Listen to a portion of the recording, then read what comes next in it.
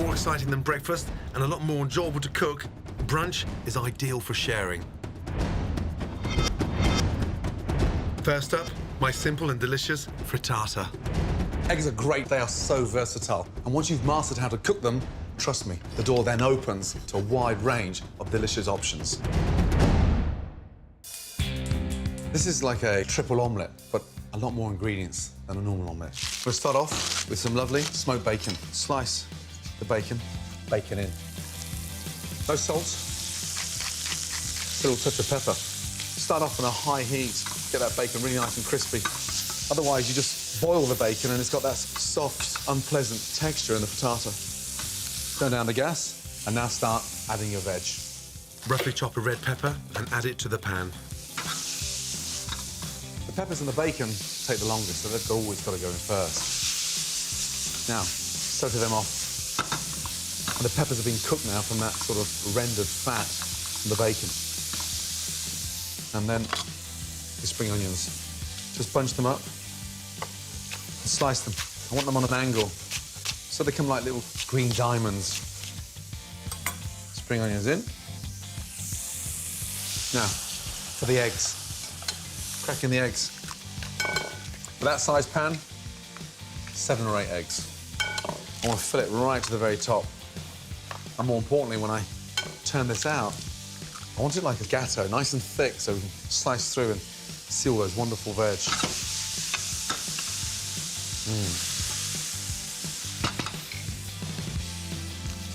I'm going to season the eggs with some Parmesan cheese. Be quite generous, because it adds a really nice saltiness. Fresh ground pepper, and then whisk. Whisk up those eggs nicely. Then add peas to the pan. And to give the dish a wonderful aromatic freshness, some fragrant chopped basil. I want to chop that sort of roughly, because I want to see those flecks of green going in. I want it looking charming. And how many times have you seen a dull omelette? Frittatas, in my mind, really help encapsulate the magic of having savoury eggs, cooked beautifully, but with texture. Now, just before we add the eggs, I've got this beautiful little goat's cheese, and it's strong and powerful. So I want to slice it into little chunks and then just have it dotted around. I want to discover these little pockets of creamy goat's cheese. Now, slowly add the eggs. Fill that right up. And get your spoon. Now just let all that egg go down to the bottom. Bring it back up to the boil and sort of clean around the sides. And then some of this delicious, salty, creamy goat's cheese over the top. Now, I want it melting like a perfect slice of cheese on toast. Nice. Now, from there, turn the grill on for 4 to 5 minutes.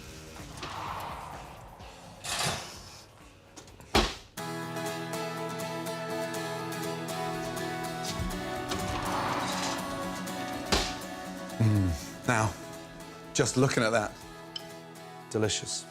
Take a little paring knife and just make sure it's released from the sides. Just take your pan and tap.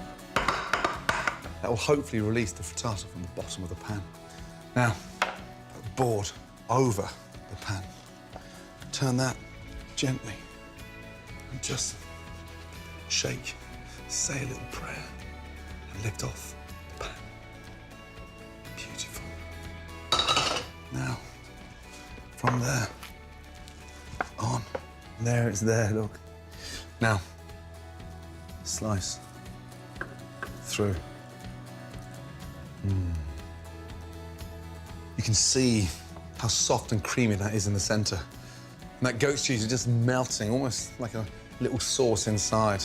So exciting, but more importantly, so easy to do. It's got texture, it's got creaminess, and that for me will beat any omelette for brunch. Serve with a stack of hot buttered toast and a steaming pot of coffee. This easy frittata turns the humble egg into the perfect dish for kicking off the weekend.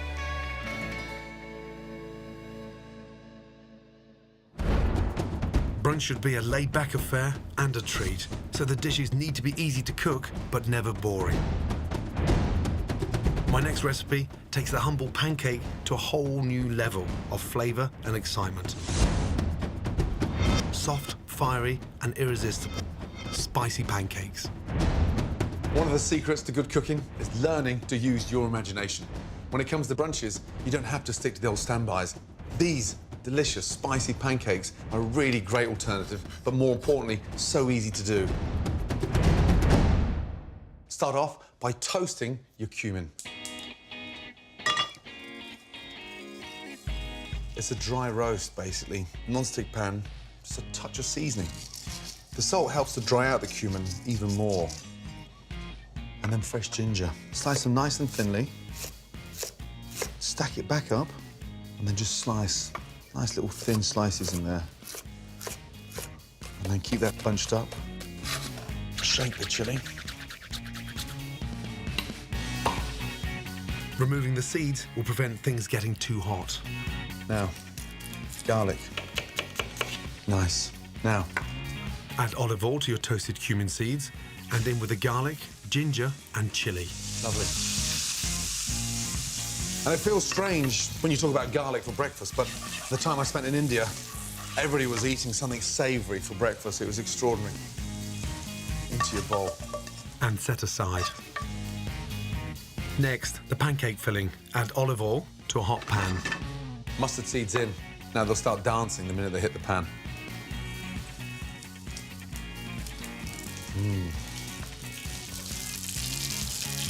Then finely slice an onion.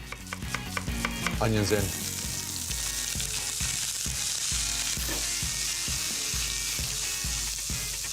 A little teaspoon of turmeric. Sprinkle that in. And look at the colour. An instant change. Leftover potatoes, just slice them. The smell is incredible. Potatoes in now. Spread the potatoes across the pan. I want the potatoes stained. I want them sort of absorbing all that really nice turmeric, acting like a sponge. Season those potatoes, and it really helps to bring out the spice beautifully.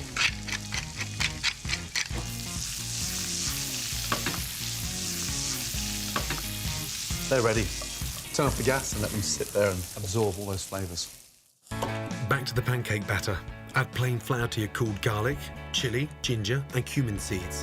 A touch of salt and pepper. Nothing worse than the bland pancake.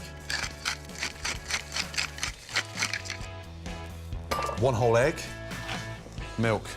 Hold the jug with one hand and whisk with the other. The secret is to get that really nice smooth paste, but whisking that egg first. That brings it together, and then your milk in. Don't put all the milk in, because then you're going to get a lumpy pancake mix. And if you put less milk in, it really helps it not going lumpy. Look at that. Milk in. And the secret for me is to have a nice thin mix.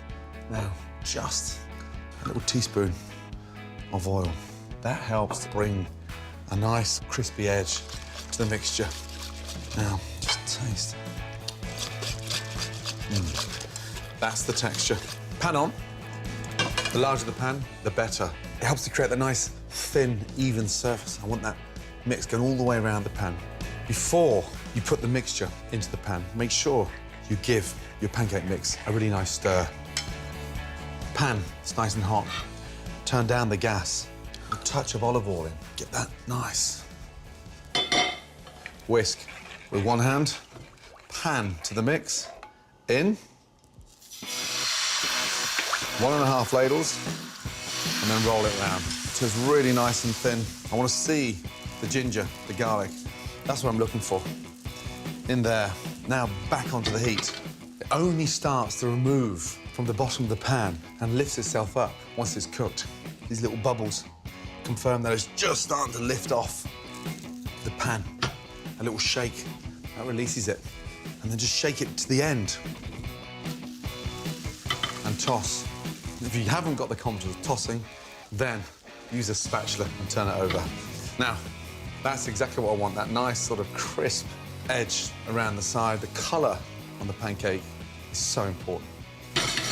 Now, roll it round and just let it slide out beautifully.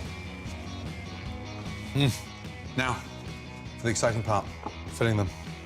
Take your potatoes, just sort of have a really nice imaginary line. And then just very carefully roll that nice and tightly. Tuck it underneath there, pull it back and roll. Beautiful. The delicious pancakes are ready to eat, but with a simple dipping sauce, they'll be a real treat. Just mix chopped coriander with natural yogurt.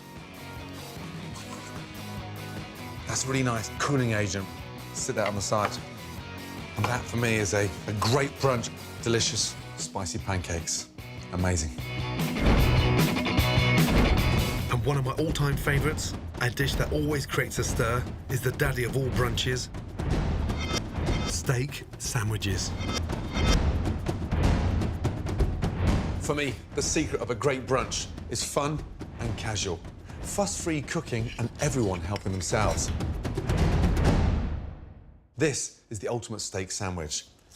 You want the Rolls Royce of beef. It has to be fillet. Now, season it beautifully. I like to open up the top of the pepper mill to increase the size of the pepper in the steak, so it gives that bit of heat. Nice little chunks. You just roll now, nicely, all the way around. Now, slice the garlic in half. Pan nice and hot. Olive oil in. Hold the steak and just place it into the pan. Don't drop it. At the front of the pan. We're going to tilt the pan forward to cook the back of the steak, dual purpose. Now, roll it back and sear underneath. Next, my garlic. And roast that garlic. Thyme. Fry that thyme. I want to hear it. We're not looking for a lot of colour because you're going to dry out the fillet. So, just one end, turn it back down, and sear the other end in. Lift up your thyme, place it on top of the garlic. There. Lift up your fillet and sit that on top of your garlic. Butter in. Take a spoon, tilt the pan gently, lift up and baste. I've got that scented garlic, thyme flavour. The steak's going to cook evenly because it's sat on a little bed in the oven for 8 to 10 minutes. Pan on. For the relish, you think of a steak sandwich, you think of a sort of nice heated tomato relish. To make the relish, finely dice a red onion. 3-finger rule. 1 in front, 2 behind. Through and chop. Wow. Next, roughly chop a chilli, keeping the seeds in for extra heat. Start off with the olive oil. Into a pan. Onions, chilli. Generous with the olive oil. I want a nice sort of rich, silky relish. From there, take your tomatoes. You can just use red tomatoes, but these yellow and red make the perfect combination. Now, put your salt in, pepper, and then roast those tomatoes off. Take a wooden spoon and just sort of break them up. Once the skins blister, the whole tomato just starts to release all that really nice, sweet texture. A little teaspoon of sherry vinegar gives that nice, acidic balance to the sweetness of the tomatoes. Turn down the gas and just let them sort of stew perfectly. Now, a steak sandwich would not be complete unless it had the most amazing mustard mayonnaise. Simply add 3 tablespoons of mayonnaise to 3 teaspoons of whole grain mustard. Now I've got the relish almost down to like a really nice jam. Now, I want to make that relish a little bit more fragrant. Some basil. Slice it through and sprinkle that basil in there. Beautiful.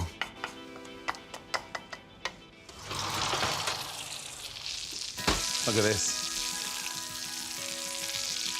There she is. My crown jewels. Time to take it out. Smell is incredible. And just baste one more time to fill it.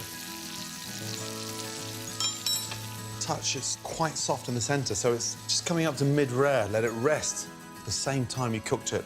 It'll be nice and pink evenly throughout the steak. To make my sandwich, I'm going to char grill some sliced ciabatta bread. Season it nicely. Just a little drizzle of olive oil. I want to get that bread nice and crispy. Pan, nice and hot. Bread in, push it down. Smell is amazing, that sort of charcoal flavour. Once you've got those marks on the bread, it just stops the bread from becoming soggy. And look at this here. It is stunning. On. Slice it gently. One beautiful slice. Wow. It's nice and pink all the way through. And the beef is so soft. It's almost like slicing through butter.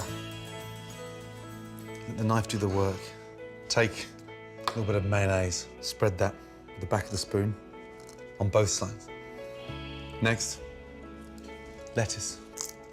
Take that beautiful slice of beef. Oh, and then relish on top of that beef. And just slice the sandwich in half. Beautiful. Now that's what I call a steak sandwich. Trust me, serve this sublime sandwich for brunch and you'll put a smile on everyone's face.